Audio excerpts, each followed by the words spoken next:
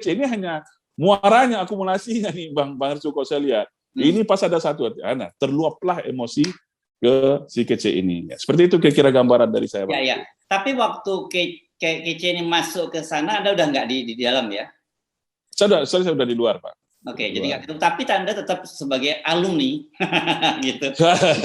Masih tetap menjalin komunikasi kan dengan teman-teman di sana itu ya? Ya kita kan nggak ada berkomunikasi, ya bertamu besok kan bisa. Kebetulan saya semalam mendampingi, ikut bersama pengacaranya Bang Napoleon, Bang Ahmad Yani, ikut juga ke sana. Dan bertemu langsung dengan Bang Napoleon, karena hari ini beliau kan diminta keterangan sebagai saksi loh, sebagai saksi hari ini. Bagaimana psikologinya dulu, kita cerita sebelumnya, cerita psikologinya ketika bertemu dengan Anda tadi malam seperti apa, Pak Napoleon ini? Oh biasa, karena dia jenderal, saya alumni Nas, hormat jenderal, pelukan, speaker-speaky, biasa. Dan saya lihat orangnya enjoy aja, nggak ada beban aja saya lihat. Karena versi beliau apa yang Anda bisa bagi pada kita semua nih, yang nggak bisa dibagi jangan dibagi. ya versi beliau artinya gini, sebagai bapak, institusinya sudah bergerak sebenarnya, kata dia kan.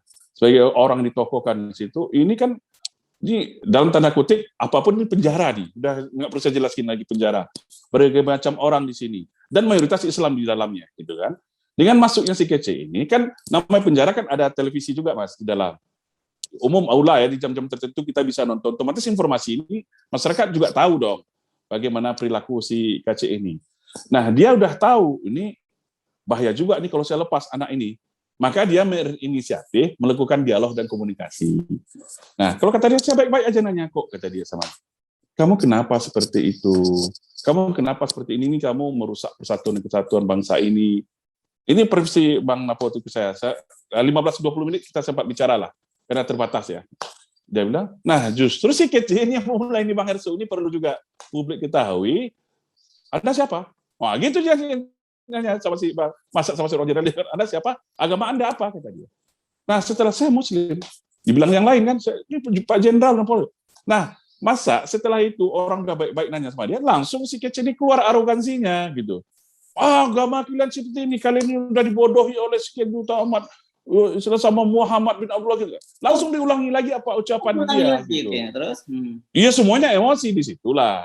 Situlah terjadi intensi panas bla bla. Selanjutnya saya nggak bisa ceritakan lagi lah. Tapi yang jelas semua saya kan juga merasakan tahanan. Saya ini jangan oposisi loh. Tapi nggak ada apa-apa di dalam, malah dekat-dekat aja. Jadi artinya seperti kata Gus Nur di podcast ya saya lihat, ini tergantung kepada kita sendiri juga. Kita tergantung sendiri pendekatan kita di tahanan itu bagaimana.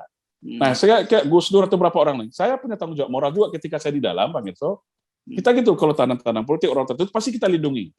Ya, Gus Nur, almarhum Ustadz Maher, termasuk rombongan-rombongan dari FPI, sebelum mereka turun pun kita pasti akan melakukan pendekatan dulu ke warga rutan. Jangan terjadi apa-apa, baiki mereka ini hanya berjuang untuk membela agama dan bangsa. Gitu kita pendekatan seperti itu. Nah, ditambah lagi ya, mereka pun cepat berinteraksi. Baik, nama orang-orang aktivis itu kan baik, nggak ada yang neko-neko.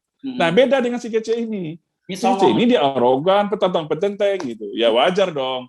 Terjadi hal-hal yang itu saya nggak bisa cerita apa betul-betul tidak, nanti biar proses hukum yang berjalan. Itu informasi yang saya dapat, Bang Yusuf. Nah, yang menarik katanya kasusnya ini sudah selesai dengan damai gitu. Kenapa tiba-tiba muncul laporan terhadap Jenderal? Nah, betul. Ini menarik, Bang Yusuf. Maka saya juga menanyakan itu. Katanya udah damai. Nah, makanya saya bilang, saya punya analisis. Kasus ini tidak berdiri sendiri, Bang Yusuf. Makanya saya minta seluruh masyarakat Indonesia, apapun sukunya, apapun agamanya, kita jangan mudah terpancing loh. Jadi kita banyak pihak-pihak yang memanfaatkan kondisi ini memecah persatuan kita gitu. Ini biarkan proses hukum berjalan. Yang jelas si kece ini kan sudah jelas dia ditahan karena menista agama. Adapun luapan-luapan emosi ya tanggapi itu jangan berlebihan lah.